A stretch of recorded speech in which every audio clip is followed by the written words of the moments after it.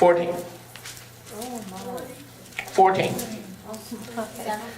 It says, yeah, and this is Stephan, the first martyr of the renewed covenant, the Israelites, says, listen. Joseph sent and called his father Yaakov and all his relatives to him, 75 people. Wow.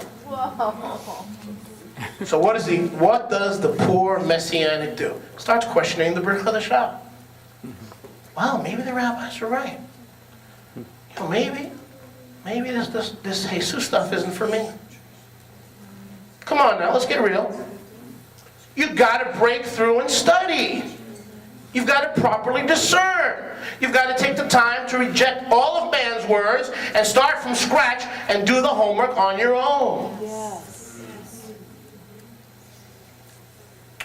Okay, now according to Stephen, he says 75. How many believe, according to Acts 7, Stephan was filled with the Ruach HaKodesh? Isn't that what it says? Why was Stephan chosen in Maseh Shlichim 6 instead of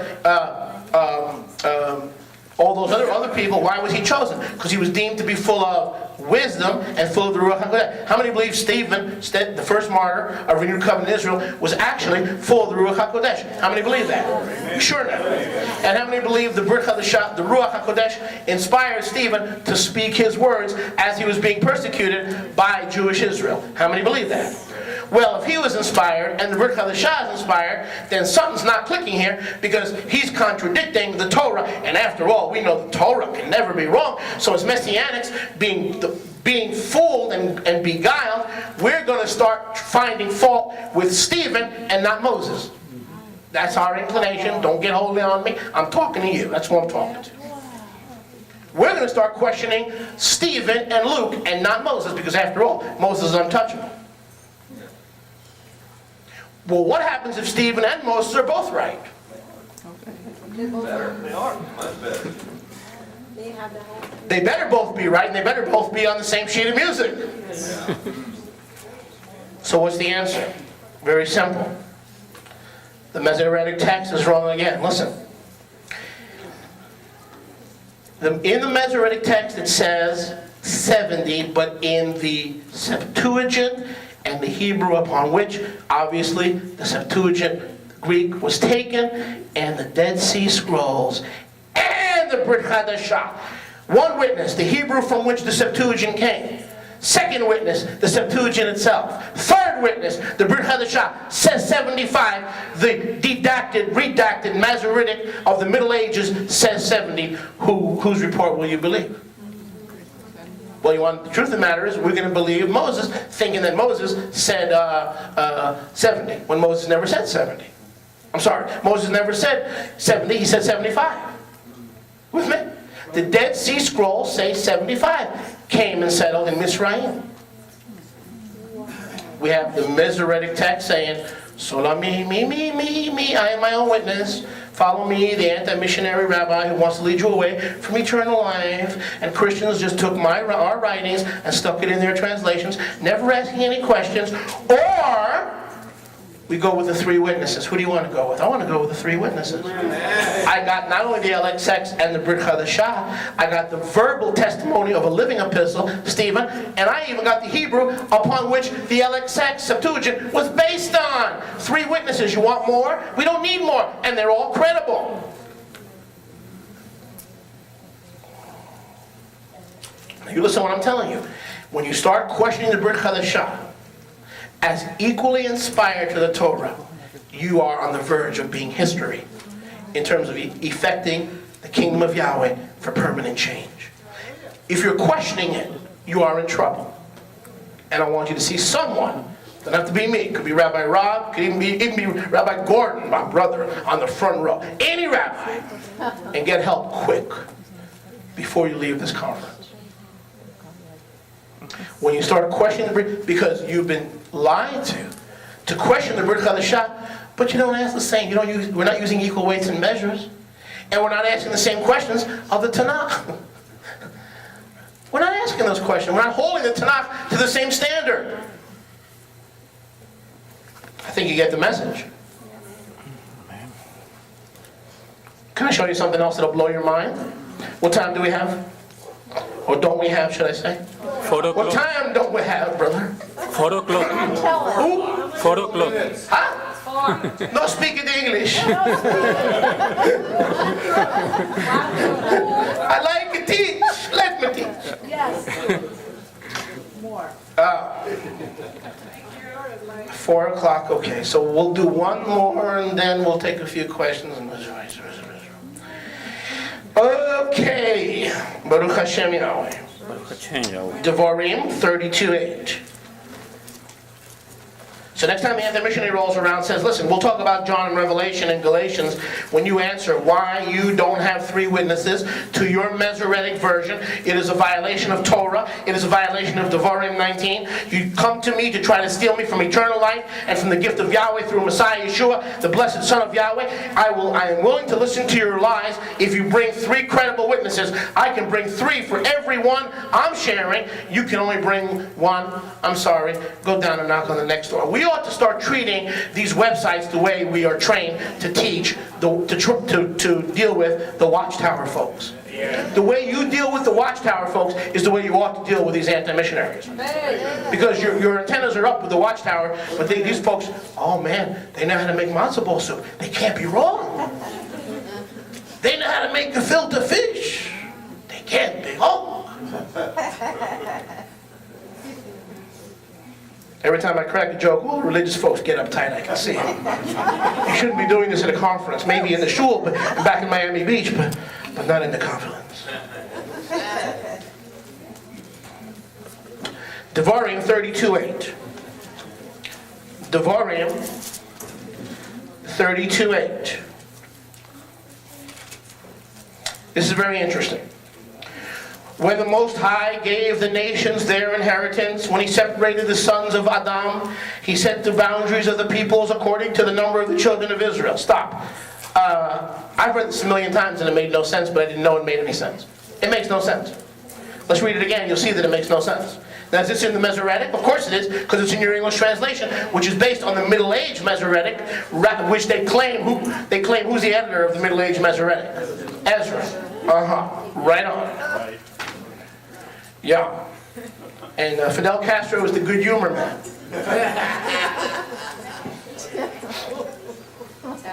Devarim 32:8. When the Most High gave the nations their inheritance, when he separated the sons of Adam, okay, now when did he separate the sons of Adam? Those of you who know your Torah. Back in Bereshit 9, Bereshit 10, when he divided the nations. When did he divide the nations? After the flood, back in Bereshit 9 and Bereshit 10, he divided. We'll all agree on that.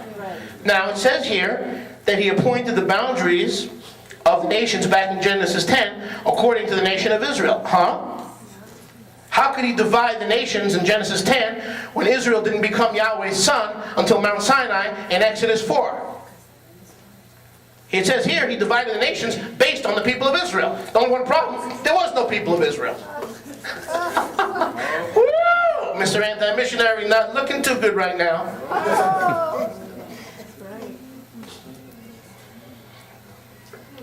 So does this make sense? In other words, when Yahweh divided the nations in Genesis 10, right after the flood, Israel was not a nation. Israel didn't become a nation until Mount Sinai. But we do solve this problem in the original Masoretic, which was the source, the base source for the Septuagint and the Brit Hadashah. Here's the way it goes. Ready? In the original Masoretic and Septuagint and Dead Sea Scrolls, it reads as follows. When the Most High gave the nations their inheritance, when he separated the sons of Adam, he set the boundaries of the peoples according to the angels of Elohim. Meaning the angels did the assigning of the geographic boundaries of all the nations after the flood. A little bit different. Were there angels at the time of Genesis 10? The whole flood came about because of unclean angels. Of course there were angels, Melachim, in the days of the flood. That's why the flood came, because of the unrighteous Melachim. So when Yahweh divided the boundaries, he did so according to the number of the Melachim of Elohim. Because at that time, there was no Israel. Because at that time, there was no Jacob. That makes sense? You can't have Israel without having Jacob. True. True? Exactly right. Baruch Hashem Yahweh. Change it. So the Brit Chadashah lines up with the LXX. The LXX lines up with the original Hebrew. We've got the principles. So the anti-missionary, as we discussed, is completely, he won't share this with you. Even if he knows it, he won't share it with you. And he may not even know it because they're programmed.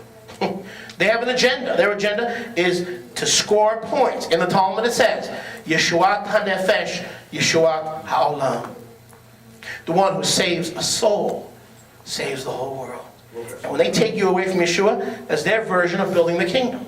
And they've taken that soul away from Christianity, brought it into traditional Judaism, and in their Talmudic understanding, they've done the greatest mitzvah, greater than Shabbat, greater than Moedim. When they take a Messianic believer, Ephraimite or Jew following Torah, bring you away from Yeshua, that is a greater mitzvah than the Moedim and Shabbat, and they're going to get those mitzvahs, they're going to get those brownie points, they're going to get those special crowns, and we are their targets.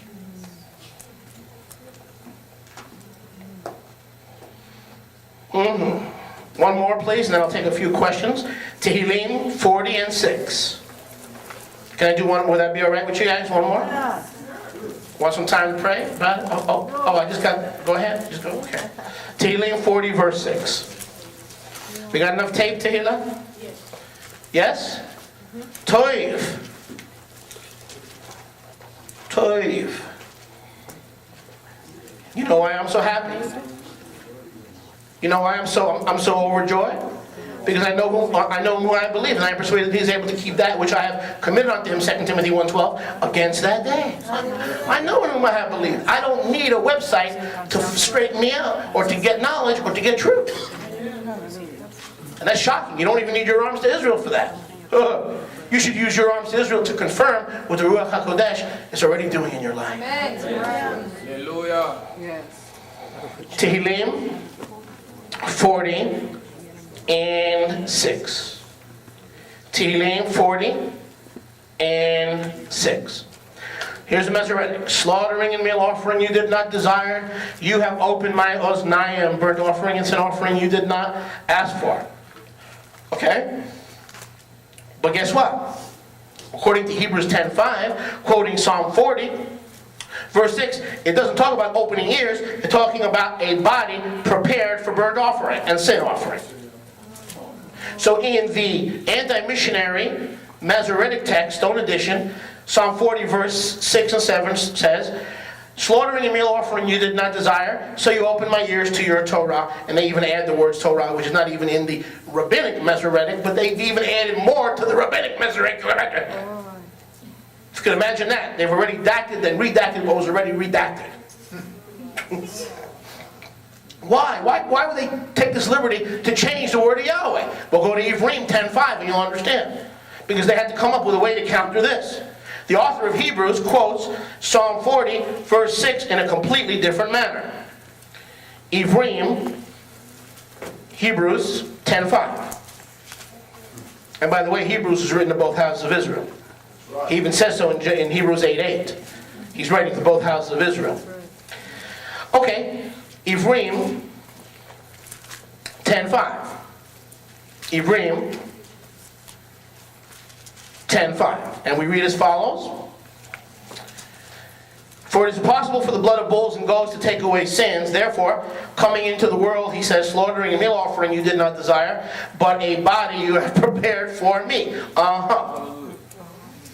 A body. Now all of a sudden, because Yahweh was not satisfied with slaughtering and meal offerings, according to the writer of Ephraim, which is either Rav Shaul or Barnabas, it says that because Yahweh wanted something better, a more perfect sacrifice, He ordained that someone would come into the world with a body prepared for Him, as the Lamb of Yahweh, of course, from the foundation of the world. Is that what we just read in the anti-missionary Masoretic? There was nobody body, there was nobody coming with a body, and there was nobody prepared for a body or with a body.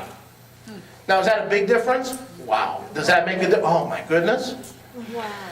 So now, apparently the Brit Chadashah is quoting from somewhere.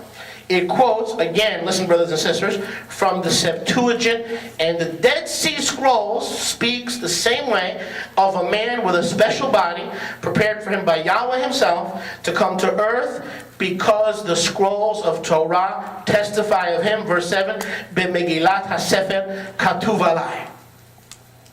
They've even changed verse 7. If you go back to Psalm 40, verse 7. Is anyone getting this? Yeah. Anyone in the back getting it? Yes. Tehillim 40, verse 7. Tehillim 40, verse 7. Then I said, I have come in the scroll of the book, it is prescribed for me. Okay, and you see those words, prescribed for me? That's what it says in the Masoretic version. It says, in the scroll of the book, it is prescribed for me. Now here's the actual Hebrew. Ready? Even in the Masoretic and in the Dead Sea Scrolls. B'Megillat HaSefer, those of you who know Hebrew, check me out. B'Megillat HaSefer Katuv Alai. First person, in the Megillat Esther, in the Megillah of the whole Megillah of the scroll, meaning the whole Megillah of the Torah. Katuv Alai, first person, it is written about me. Here they changed it to saying, that in the scroll, it is prescribed for me, saying the psalmist David received the Torah prescribed for him by Yahweh. You see how they changing a word or two can change the whole meaning?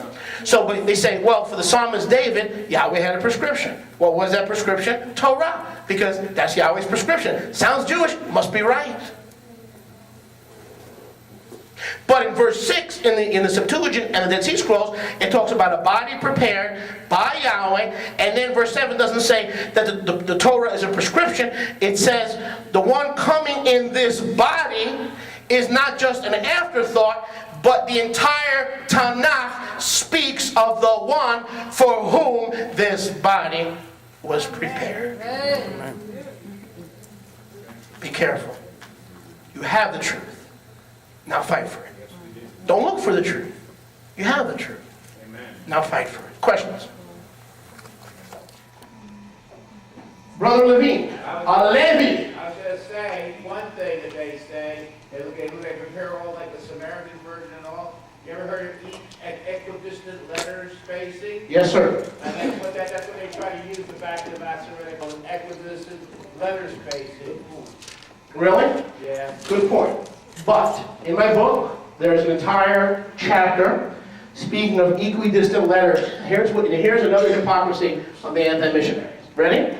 We talked about the many faces and hypocrisies. Here's another one. How many have ever heard of EDS? EDL, equidistant letter sequencing, EDLS, that Danny Levine just mentioned. Rabbis want to show that Yeshua can't be the Messiah. What do? They use EDLS. When we do it, they accuse us of what? Leaving the primary part of the text, meaning the Pashat, and jumping down into Pardes. Because if that's not so, I don't know what is. That is deep sewed, using the equidistant sequencing of letters to get phrases, meanings, and messages. So when they do it, like in the Torah, speaks of Kennedy, whoop, speaks of Hitler, whoop, speaks of 911. We found 911 in the Torah. Really? But when I go to Isaiah 53 and we take every 21st letter and it says Yeshua Shmi, Yeshua is my name. Oh, we can't be. No. So in other words, they use equidistant letter sequencing when they want to, when it suits them. But when you do it, you're twisting and you have to twist. Why? Because we know there's no Yeshua and we know that Brit Chadashah is not reliable.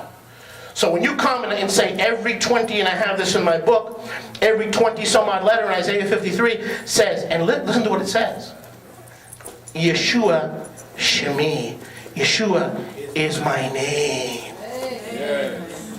And there's an even more powerful place in Deuteronomy 18, where equidistant letters talking about the great prophet and other places, talks about Yeshua. You'll find Yeshua. In Psalm 22, every certain amount of letters says the name Yeshua, meaning the one being targeted for crucifixion is Yeshua. Now you're not allowed to do that. Why? Because you're Messianic. We are the rabbis. We tell you what to believe. We tell you Yeshua is not the Messiah, but we can use it. To prove our point, we can use it, but you can't. Brothers and sisters, we are dealing with disingenuous methods of operation. These are not good people. They don't have your best interests at heart. If they don't point you to Golgotha, they're pointing you to death. There's only one way to find the life of the Torah, and that's at Golgotha. That's like it, lump it or leave it. That's the way Yahweh has set this up. The life of the Torah is found at Golgotha. Not at 777 Eastern Parkway. Amen. Sister. Okay, Jews don't proselytize. Are they doing this just to regain the ones that they have lost and to unsettle the rest of us? Excellent question. By definition, Jews do not proselytize. So why are they doing this? Because A, they feel threatened like they never felt before. And B, in a weird, perverted sense, they're correcting a behavioral pattern that's incorrect. In other words, when Yahweh gave the Torah at Mount Sinai, were the Jewish people present? Yes, because the Jewish people are part of Israel. All Jews are Israelites, but not all Israelites are Jews. So the Jewish people were part of the people of Israel that received the Torah. As such, Yahweh said, now what? Be my light, be my witness, be my witness to the ends of the earth. So the people of Israel, including Jewish Israel, were required to evangelize the world through the Decalogue and the Torah. Be Yahweh's light. They didn't do it. They went into a shell. When my wife was growing up, she was 12 years old and Yeshua came into her room. How's that for an Orthodox experience? And she grew up in an Orthodox home. She went to the rabbi and she goes, and to the traditional Orthodox rabbi, my father-in-law is a Lubavitch. And she said, Rabbi, Yeshua walked into my room. And the rabbi said, who? Yeshua walking in New York? Never existed a Yeshua. He didn't walk in Judea. How's he going to walk in New York? He said, Rabbi, I don't understand. What happened? The rabbi said, I don't know what happened, but all I know is this, darling. You're listening to too many movies. You're watching too many films.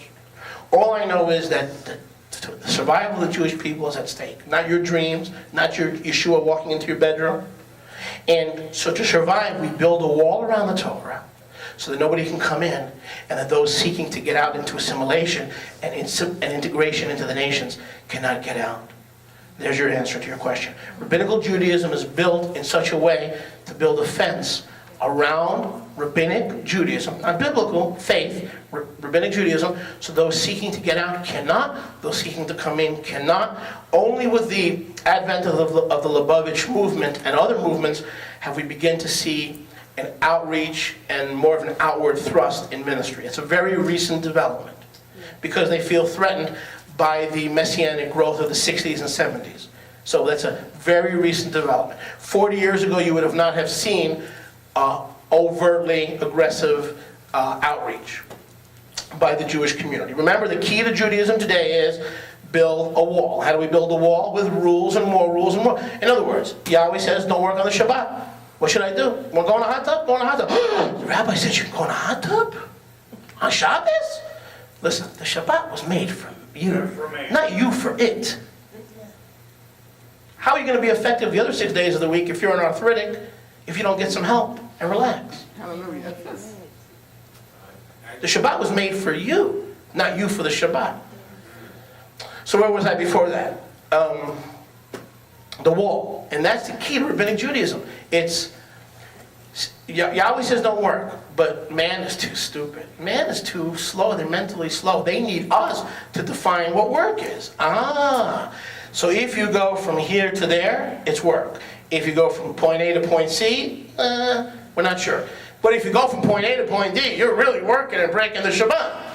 So in other words, they put this wall around the Torah, and their intentions were good. They weren't, in this case, they weren't bad. They put this wall around the Torah, so there were so many rules to break Shabbat that no one could ever break Shabbat, at least they thought, by putting up these walls, okay? So when you come to Rabbinic Judaism today, you're coming to a system designed, basically, to keep you out. Unless, of course, you happen to be Messianic. In other words, if you were a Buddhist, would they come after you? No. If you were a Methodist or Hare Krishna, they would not. But because you're talking Torah and you're talking Messiah, you're hitting home. They're threatened. People that are threatened lash out. So what we see is, they're reaching out is more lashing out, because what are they reaching out with? Well, they're reaching out with spiritual cyanide. So to me, there's not so much of an outreach as it is a lashing out rather than a reaching out. She'elot. Questions? Questions? Come on, guys. I don't bite. I have one. just go through the scriptures, Mhm. and even this is incorrect, okay? So Correct. is there Isn't that going same? to be something that is correct? That is a very good question. It's a tough question to answer. Has anyone actually taken the time to go back and to undo these things? The answer is no, not as of yet. And then, of course, the playing devil's advocate, they'll say, well, there are many, and here's the devil's advocate. There are many, today, many English versions of the LXX, the Greek. In other words, even the original Greek LXX that the Talmudim used as the basis of the Brit Chadashah no longer exists. So today, we can have 10 English versions of the Septuagint, and they would differ from each other. See what a mess this is? So let's assume somebody wanted to do what you suggest, and go back and get rid of the Masoretic text as the basis for our Tanakh. Question is, what English version of the Septuagint do you use? There's so many out there. It's a problem. It's a big problem. Good question. Brother Silvio, I can't believe that's you. Last time I saw this guy, man, clean shaven, from the St. Thomas Virgin Islands. Baruch Hashem Yahweh. What's cooking? Talk to me. What about those who will argue that the Septuagint has been also revised in its original Greek, in that the name of Yahweh was once there and it's been removed, so if they've removed that, well, they may have done some other changes as well. to actually- 100% correct, which is what we just addressed. 100% correct. And what is the response? We don't know. If they say to me, okay, Sylvia, okay, I buy what you say. Now, which of the 10 Septuagint versions do we use in the English? And which of the 500 or 800, whatever, do we use in the Greek? They differ. See, and that's where the anti-missionary comes in. See, even your Septuagint differs. You won't even know what to use, so you've got to rely on our Masoretic. You see how slick the enemy is? We have no choice at this point in our history to rely on the Rabbinic Masoretic. Pretty sad. But don't misunderstand me. 90% of the Masoretic is pure, preserved, unadulterated word of Yahweh. We're talking about all the Yeshua things that the rabbis took out.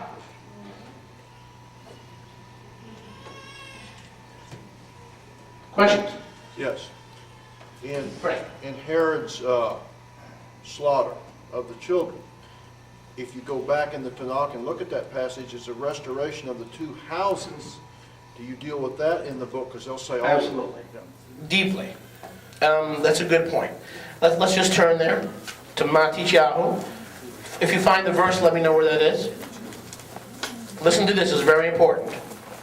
It's a very good question. Luke. Is that Matityahu probably? Yep, Matityahu. Tell me if you find that verse. I believe it's in 2. 18. Yep. Okay. Then Herodes, having seen verse 16, that he was fooled by the Magi, was greatly enraged. He sent forth and slew all the male children of Bethlehem and all its borders from 2 years old and under, according to the time when they had exactly learned from the Magi. Then was filled with the spoken by Yirmiyahu the prophet, saying, the voice was heard in Ramah, wailing, weeping, great mourning, Rachel weeping for her children, refusing to be comforted because there were no more. That is an excellent question because it helps me make my point. What was my first point of this whole workshop? They do, but they don't allow you to do what they do. In the Pashat, now where's the original passage? Keep your finger in Matthew 2. I believe it's in Yirmiyahu, what, 30? 31, right? 14. Yirmiyahu 31, 14. 15, thus saith Yahweh, a voice heard in Ramah, wailing, bitter weeping, Rachel weeping for her children, refusing to be comforted for her children because they are no more. Hold back your voice from weeping, your eyes from tears. There is a reward for your work, declares Yahweh. They will return from the land of their enemy. There is expectancy for your latter end, declares Yahweh. Your children shall return to their country. So who are Rachel's children biologically? Yosef and Benjamin. So in its pashat, or literal primary application, it's a clear text that has nothing to do with the Messiah. And that's how the anti-missionary gets you. Matthew takes incredible liberty that poets poets and literary artists don't take. But he's got that freedom in the Ruach HaKodesh. Because 1 Corinthians 2:16 says, where the Spirit of Yahweh is, there is liberty. And Yahweh is that Spirit. For those who don't think the Ruach is Yahweh, it says Yahweh is the Spirit. Okay? So the anti-missionary goes, Frank, you're beside yourself. You want us to believe a Brit Chadashah, where they talk about the ingathering in Jeremiah 31. It talks about Rachel's children, Joseph, Ephraim, coming home, the house of non-Jewish Israel, and Benjamin, Jewish Israel, coming home, taking a return of exile scripture and sticking it on the Mashiach. This has nothing to do with the Mashiach. Are they right? Yes or no? If we stick to one level of Hebraic interpretation, they're right. If we drop down to the remez, the second level, or the hint, so primarily, Ephraim's coming home. Secondarily, the Mashiach is coming home to bring back Rachel's children.